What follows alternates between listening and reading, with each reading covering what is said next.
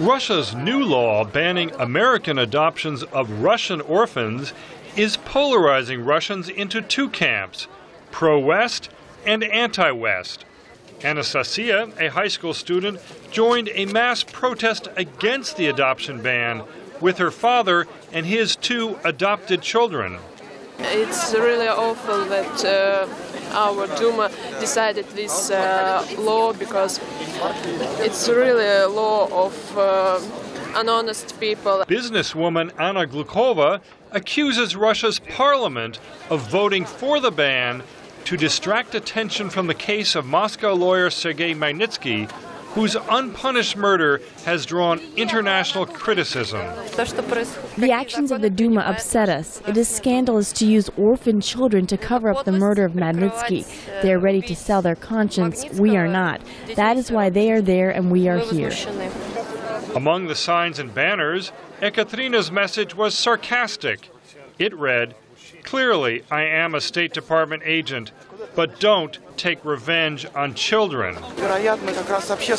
What's incredible is that the majority is convinced that America is bad, that we are cooperating with American agents, or even that they pay us. Some blocks away from the protests, Duma Deputy Evgeny Fedorov was scornful. The participants of the recent protests in Russia, I see them as strange people because they support selling our own children overseas. Fedorov says a new American law, which calls for the prosecution of Magnitsky's murderers, is an attack on Russia.